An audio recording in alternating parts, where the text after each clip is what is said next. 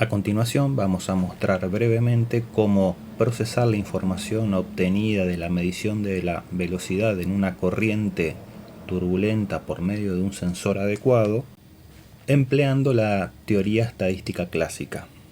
Vamos primero a realizar una breve introducción en la cual tenemos un flujo entre dos placas planas, un régimen laminar, en el cual si en el punto que se ve en la imagen medimos la velocidad mediante un sensor adecuado a lo largo del tiempo, vamos a ver que tanto la magnitud como el sentido de la velocidad no van a variar en el tiempo, son constantes.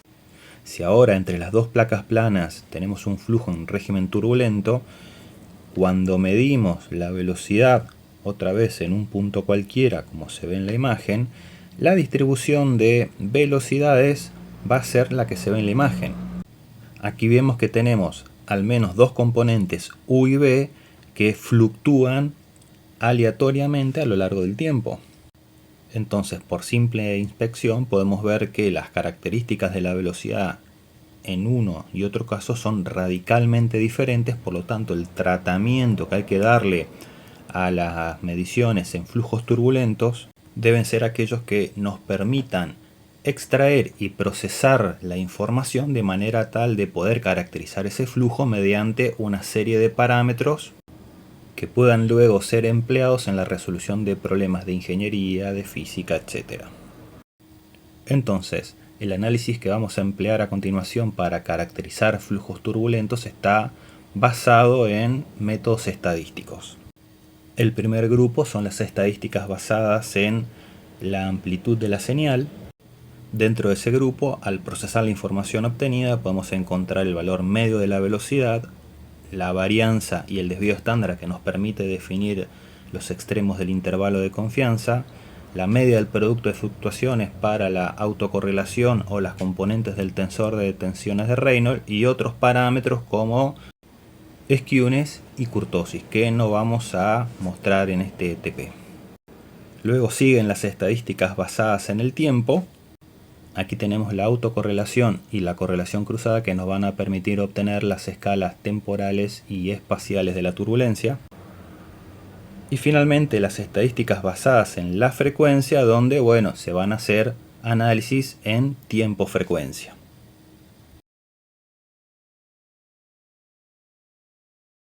Dicho esto, en el ejercicio de hoy vamos a procesar analíticamente una fracción de los datos extraídos de una medición de una corriente turbulenta. Esos datos se muestran en la tabla a continuación. Los datos son los 7 primeros valores extraídos de una medición mucho más prolongada, que es de unos 16 segundos. Comparativamente es lo que se ve en la imagen con la línea amarilla. Noten que lo que se obtiene del instrumento son valores discretos de la velocidad a intervalos de tiempo regulares.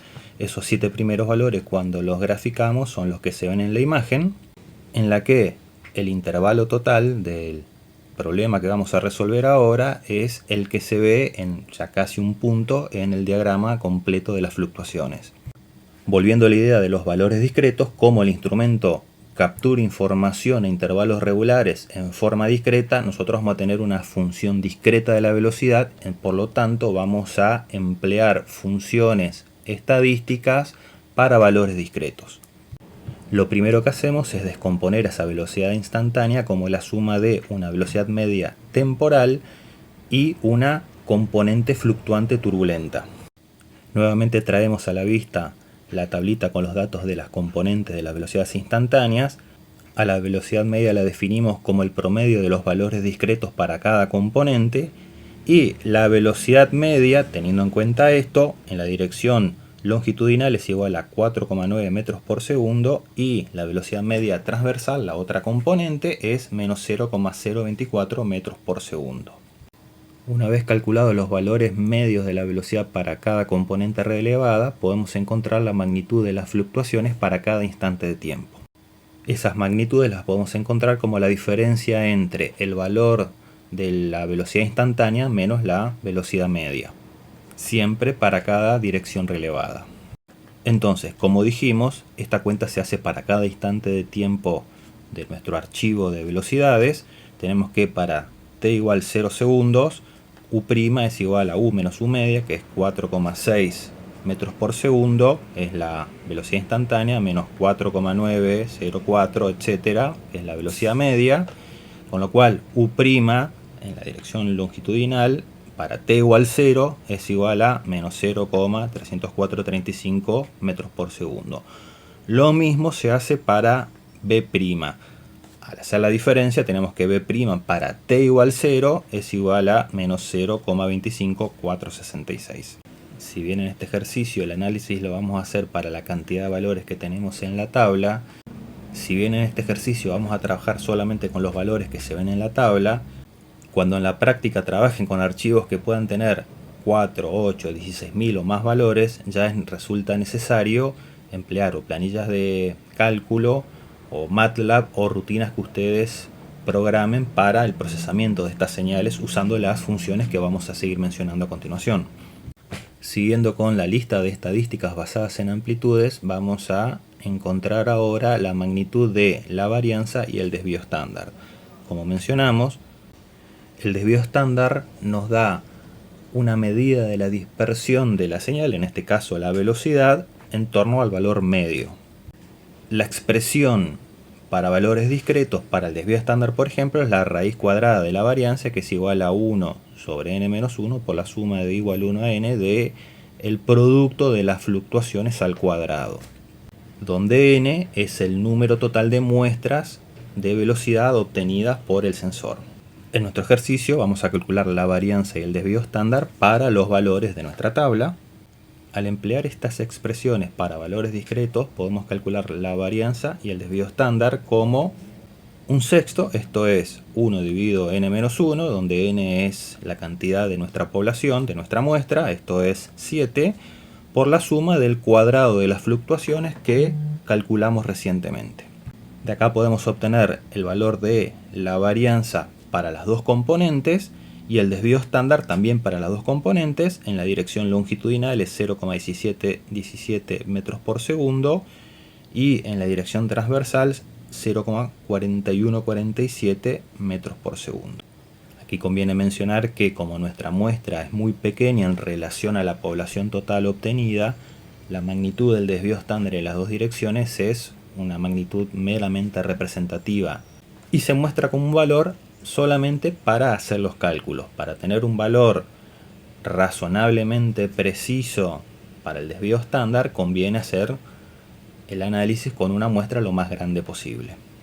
Siguiendo con el análisis en el dominio de las amplitudes, podemos encontrar parámetros de orden superior, en este caso las componentes del tensor de tensiones de Reynolds. A los efectos ilustrativos solamente vamos a presentar el cálculo del producto ρ U' B' medio. Como nuestro tensor es cartesiano ortogonal, es igual al producto B' U' medio también por ρ. Las componentes que tienen involucrada la componente W no pueden ser calculadas porque el sensor solamente relevó 2 de las 3 componentes.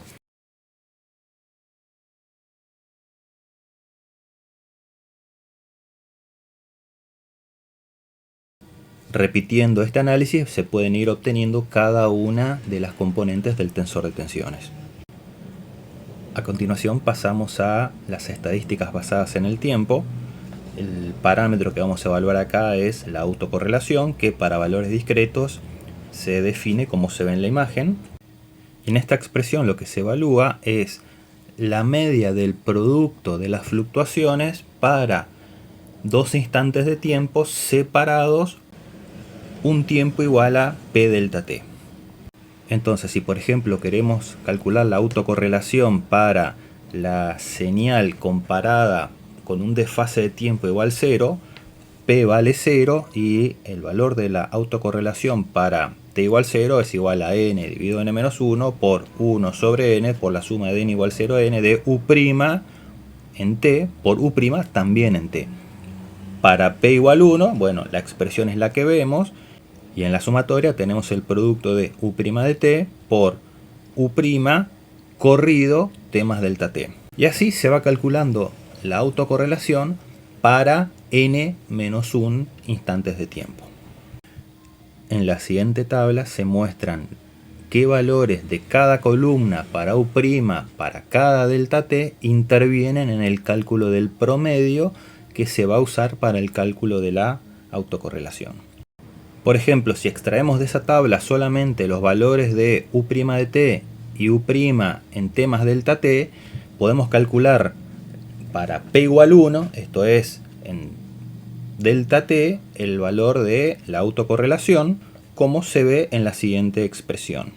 Vemos entonces que la autocorrelación para delta t igual a 0,5 milésimas de segundo es igual a 0,01227 metros cuadrados por segundo cuadrado. Esto debe realizarse para cada delta t hasta n-1 puntos. Una vez calculada la autocorrelación para los n-1 puntos, se puede calcular el coeficiente de autocorrelación también para esos n-1 puntos. El coeficiente, como sabemos, es un valor adimensional y es el valor de la autocorrelación dividido la varianza. Al graficar el coeficiente de autocorrelación tenemos un esquema para estos 7 puntos como el que se ve en la imagen. Y es a partir de esta imagen donde uno puede usar distintas aproximaciones para definir la escala temporal de la turbulencia. Por ejemplo, definiendo el valor para el cual el coeficiente de autocorrelación se hace 0, esa es una aproximación. La otra es estimar la pendiente del primer punto, esa es otra aproximación. La otra, también conocida, es definir el valor de tiempo para el cual la función tiene un coeficiente de autocorrelación igual a 1 sobre e. En esta gráfica, en realidad, en el eje de las ordenadas, lo que corresponde que se esquematice es el valor del tiempo correspondiente a cada uno de los puntos del coeficiente de autocorrelación.